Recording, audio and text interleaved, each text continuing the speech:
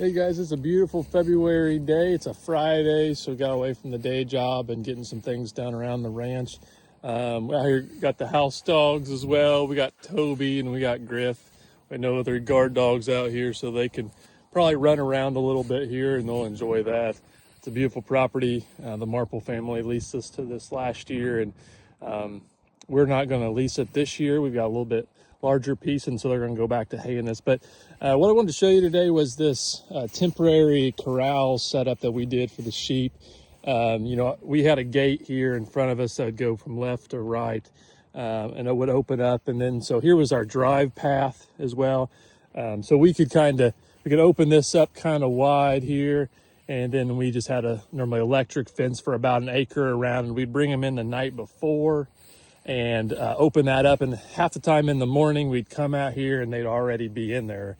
So it was real easy to get them in there in the morning. That's what I kind of like about the temporary electric as well. We can bring them around the corral or the working facilities, and then that next around for the next day, and then they're closed when we come in to work them in the morning. So this is not perfect by any means, but I wanted to walk through how it would kind of work, or in my head it worked. It worked okay, especially for no more than what it was.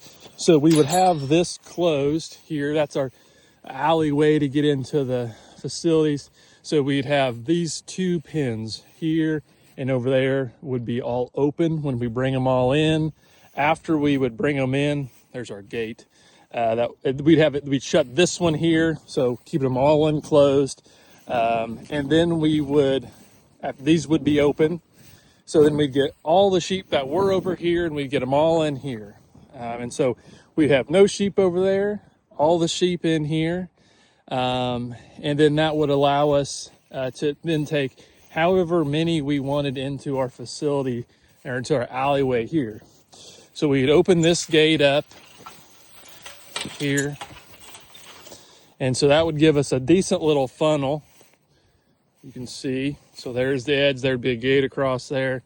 This is pretty open spread. We'd come back here, there'd typically be sheep in here. We'd come in, push up, 10, 12 sheep, whatever that alleyway can hold. And so they'd come through here, we'd put them in here, we'd shut this gate behind us.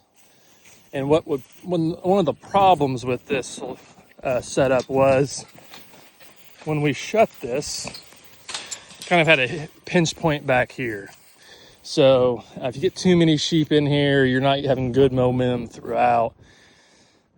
They'd get kind of caught back here. So that was something we'd want to improve. I don't know if we'd go all the way up to that corner over there and so it's a better squared off.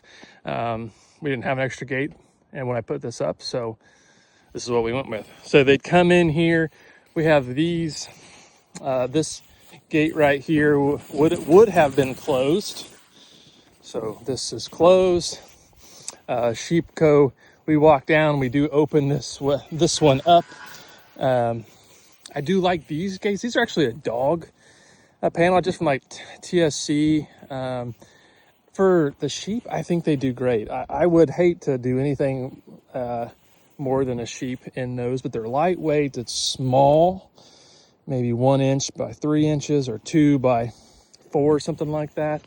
But I just made my alleyway the width of this panel, so very easy. I think it's a good width. I think it's basically for my arm length. I can stretch across. If you're short, probably not, but that's kind of how I set the alleyway width. Very simple. And then here we go on to the next one, push them up here. And then what the main point of this, if I understand the bud box correctly, which is kind of what this is trying to simulate, is we're going to close this behind us. So the livestock want to leave where they enter. So the sheep came through right here.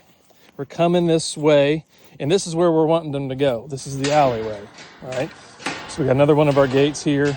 Would be much better if we had a gate that goes up and down. A suicide gate, I think is what that's called.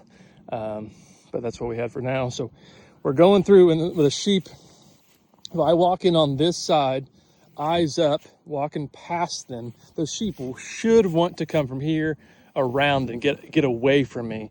And they want to go back to where they were. So they came in right there, and then they go here. So they already want to go to this corner. We don't want to open it from this side because that's the opposite side of we want them to go. We want them to go into this side.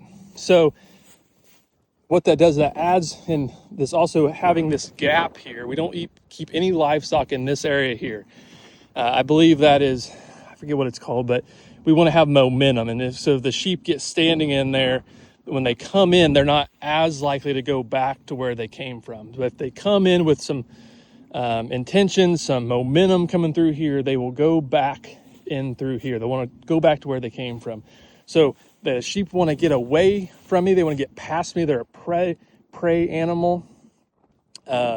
So they go past me, and then what they do, they hit that corner, and really as you get one or two going, they all go, so that worked pretty good. I will say this is I would do this different. This is just what we had. I think the 10 works okay. It wasn't too loud. I thought maybe that would scare them. I always just make my alleyway too big. I think that's probably common. But it worked good enough, but they could turn around. The nice commercial ones, they'll be collapsible for different widths of animals. They would be some items here that have like a triangle that would not allow the animals to backtrack. It would be spring loaded, so it would flap forward, and then they can't come back this way. But we obviously don't have that, and this is a homemade deal. We did add these on.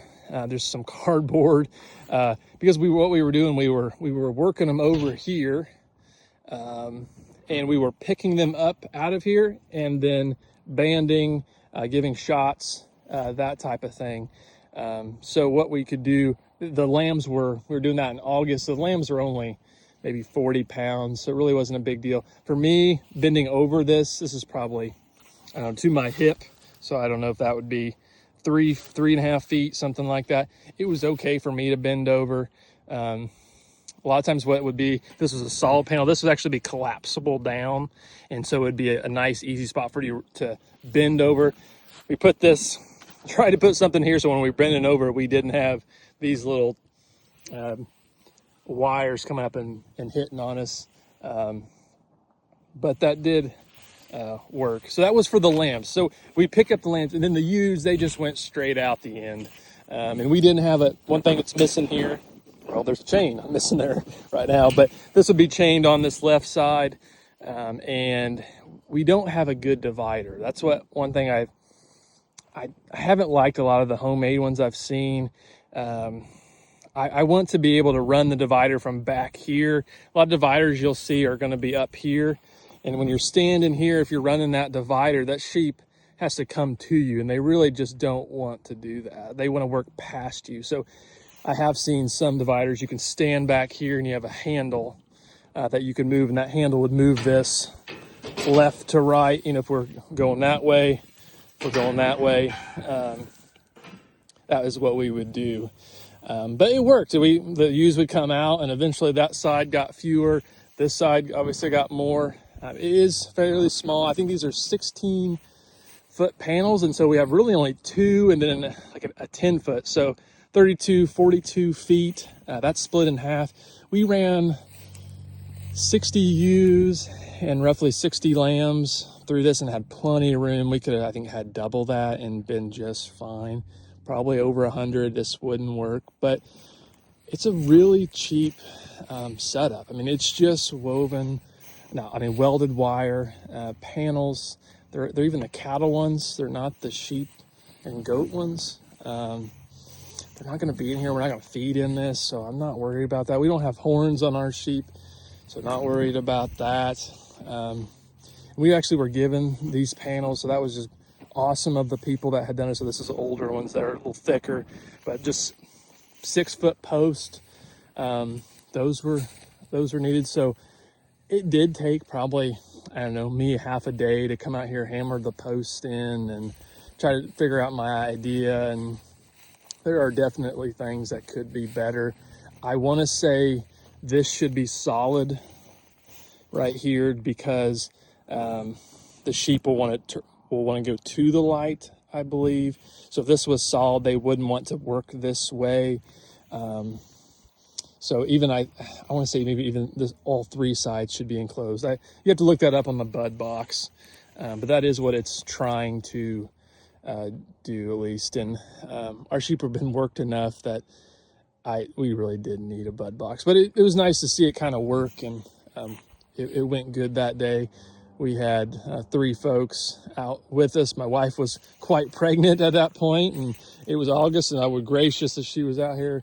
Just very good day. I mean, that's what we say we love to do. We love working livestock, but we want to enjoy that time. And so building these facilities, even if it is simple, even if it is a little clunky, this is way better than just having a pen where we're catching, we're running around, we're putting them in a corner. You can do that for a few, but that gets pretty tiring, and you get help comes out, and they might not want to come back out again. So I want to make those days really enjoyable. And for the price tag of this, which was very, very minimal, even if you were buying all these new, I think they're like $35 for a 16-foot section, depending on what you buy. If you buy the sheep and goat ones that are a smaller square, they are a little more expensive. But if you don't have that in a feed lot or a pen where you're going to feed in the wintertime, I don't know if I'd buy those. I just don't think they're probably that necessary, especially in a temporary setting like this. So, but we had this for 1 year. It was worth the time to set it up for the one day. Now we can pick it up, we can load it on the trailer, and we can take it to the next place. And is that ideal? Do you want to do that all the time? No, it's not super temporary, but it's semi temporary and really worth the price tag. So I would encourage you guys, if you don't have any type of facility like this, I'd highly encourage it. It makes that working day so much more enjoyable. You'll enjoy that time with your family, the people that are coming out and helping you. So I just appreciate it. I just want to share this before I take it down today, and want to wish everybody a beautiful day, and have a great day. Thanks.